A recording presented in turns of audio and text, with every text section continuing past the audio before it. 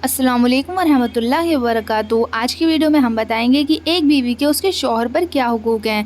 इस वीडियो में हम ऐसे 15 हुकूक बताएंगे जो एक बीवी के उसके शौहर पर हैं। शादी तो हो जाती है लेकिन ना तो शौहर को पता होता है कि उस पर बीवी के क्या हक हैं और ना बीवी को पता होता है। जिनकी अभी शादी हुई है उनके लिए ये जानना बहुत ज़रूरी है कि उनकी वाइफ के उन पर क्या हक हैं और उनको अदा करने की कोशिश करें, क्योंकि जब हमें पता होगा तभी तो हम अपनी वाइफ के हुकूक अदा कर पाएंगे, और अगर हमें पता ही नहीं होगा तो हम कैसे अदा करेंगे। तो चलिए जानते हैं वो 15 हुकूक क्या हैं। हज़रत आमश रहमतुल्लाह अलैह से रिवायत है कि मर्द पर औरत के 15 हुकूक हैं जिनको अदा करना चाहिए। नंबर 1, शरीयत के ज़रूरी अहकाम, मसलन वुज़ू, नमाज, रोज़े के मसाइल वो उसको सिखाए। आपकी शादी हो गई तो आपके ऊपर पहला हक जो आपकी बीवी का है वो ये है कि आप अपनी बीवी को वुज़ू, नमाज और शरीयत के जो इम्पोर्टेंट अहकाम हैं वो आप अपनी बीवी को सिखाएं और उनको करने को कहें। दूसरा हक है कि अल्लाह ताला के फ़र्ज़ और रसूलुल्लाह सल्लल्लाहु अलैहि वसल्लम की सुन्नत की उसे तालीम दे। एक शौहर पर औरत का जो दूसरा हक है वो ये है कि शौहर अपनी बीवी को हुजूर सल्लल्लाहु अलैहि वसल्लम की सुन्नत की तालीम दे। आजकल शौहर खुद ही अपनी बीवी को सुन्नत छोड़ने को कहते हैं और उनकी वाइफ बुर्का ओढ़ती है तो मना करते हैं कि उनको पसंद नहीं है।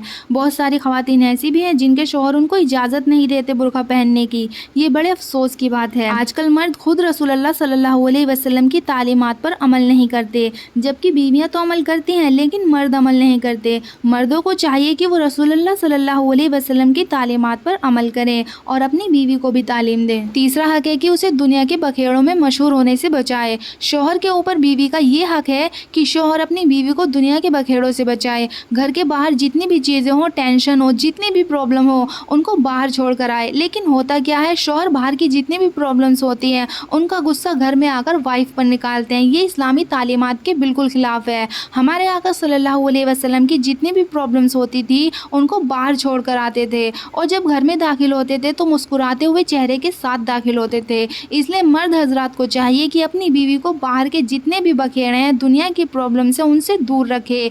तो ये तीसरा हक है बीवी का शौहर पर। चौथा हक जो है वो ये है कि आखिरत की हिदायत करे, आखिरत के बारे में बताए कि मरने के बाद हम जन्नत में दाखिल हों, मरने के बाद हम लोग चाहते हैं कि हम कामयाब हों, क्योंकि ये ज़िंदगी तो फ़ना हो जाएगी और इस ज़िंदगी के बाद वो ज़िंदगी शुरू होगी जो कभी ख़त्म ना होगी। तो चौथा हक मर्द पर औरत का ये है कि आखिरत की हिदायत करे। पांचवा हक है कि उसके साथ इखलास और मोहब्बत से पेश आए। मर्द के ऊपर लाजिम है, ये हक है बीवी का, मर्द अपनी बीवी के साथ अच्छे से पेश आए। और बीवी को भी ये ज़रूरी है कि जब मर्द आपके साथ नरमी के साथ पेश आ रहा है तो आप अपने चेहरे को टेढ़ा मेढ़ा ना बनाएं। जब शौहर आपको रिस्पेक्ट दे रहा है, अच्छे से बात कर रहा है, तो आपका भी फ़र्ज़ है अच्छे से प्यार से बात करें। छठा हक है मर्द के ऊपर औरत का कि उसे लोंडे और गुलामों की तरह आवाज़ ना दे जिसमें इज्जत ना हो, ऐसे लफ्ज़ों से उसे ना पुकारें। इस्लाम में इसे मना फरमाया है। अपनी बीवी को प्यार और मोहब्बत से आवाज़ दें ताकि उसको भी खुशी हो और अच्छा लगे। सातवां हक है कि हर शख्स के साथ हंसी मजाक करने से उसे सख्ती से रोके। जैसे घर में शौहर के दोस्त, रिलेटिव्स वगैरह आते हैं और बीवी खूब हंसी मजाक करती है उनसे, तो शौहर को चाहिए कि हर शख्स के साथ हंसी मजाक करने से उसे रोके। आठवां हक है कि बीवी के सामने शरई तौर पर नापसंदीदा काम, किसी काम में मुब्तला ना हो ताकि वो भी उससे परहेज करे। एक मर्द पर औरत का ये आठवां हक है कि आप अपनी बीवी के सामने कोई भी ऐसा काम जो शरई एतबार से गलत है वो बिल्कुल ना करें। जब शौहर खुद गलत काम करेगा तो बीवी भी करेगी, इसलिए उसके सामने कोई भी ऐसा काम जो इस्लाम में नापसंदीदा हो वो काम हरगिज ना करें। नवा हक है कि पाबंदी शरीयत अपना शियार बनाए, शरीयत का पाबंद बने। शौहर के ऊपर ये ज़रूरी है कि शौहर जो है वो शरीयत का पाबंद बने ताकि औरत भी वही तरीका इख्तियार करे। जाहिर है कि जब शौहर गुनाह से बचने वाला होगा तो बीवी भी गुनाहों से बचेगी। 10वां जो हक है वो ये है कि उसको हर वक्त अपने बिस्तर से अलहदा ना रखें, क्योंकि एक औरत के लिए इससे ज़्यादा तकलीफ दे कुछ नहीं। बात शौहर बीवी से दूर रहते हैं, दूर सोते हैं, ये गलत है। ये बीवी का हक है कि बीवी शौहर के पास सोए, तो इसलिए अपनी बीवी का बिस्तर अपने से अलग ना करें। 11वां हक है कि किसी ऐसी जीनत, ऐसा सजना संवरना जो सुन्नत के खिलाफ ना हो उसे मना ना करें।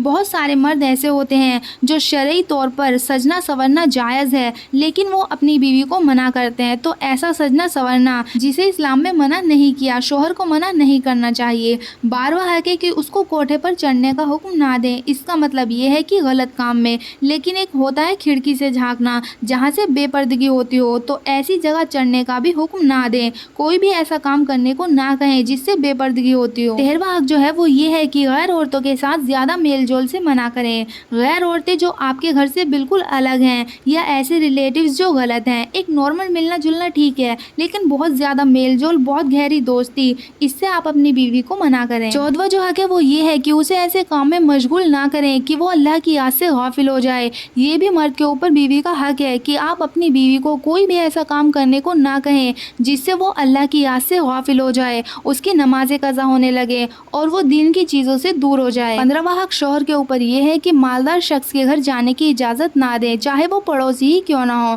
कोई भी मालदार पड़ोसी, चाहे वो आपका रिश्तेदार ही क्यों ना हो, ज़्यादा उस घर में आप जाने की इजाज़त अपनी बीवी को ना दें, क्योंकि जब वो अपने से ऊंचे लोगों को देखेगी तो उसके दिल में भी ख्वाहिश होगी, शैतान उसको भड़काएगा और उसको अपना घर बेकार लगेगा, अपनी चीज़ें बेकार लगेंगी और नाशुक्री वाला जज्बा उसके अंदर पैदा होगा। कभी कभी की बात अलग होती है, लेकिन ज़्यादा मेल जोल की इजाज़त ना दें। एक सच्ची मोहब्बत ये है कि मरने के बाद की जो ज़िंदगी है ना, आखिरत की ज़िंदगी, जहाँ मौत नहीं होगी, जहाँ तकलीफ़ें नहीं होंगी और वो ज़िंदगी कभी ख़त्म नहीं होगी। ये जो हमारी दुनियावी ज़िंदगी है ये तो ख़त्म हो जाएगी। ये ज़िंदगी हमें एग्ज़ाम के तौर पर मिली है, तो हम इस ज़िंदगी में रहते हुए अपनी मरने के बाद की ज़िंदगी को कामयाब बना सकते हैं।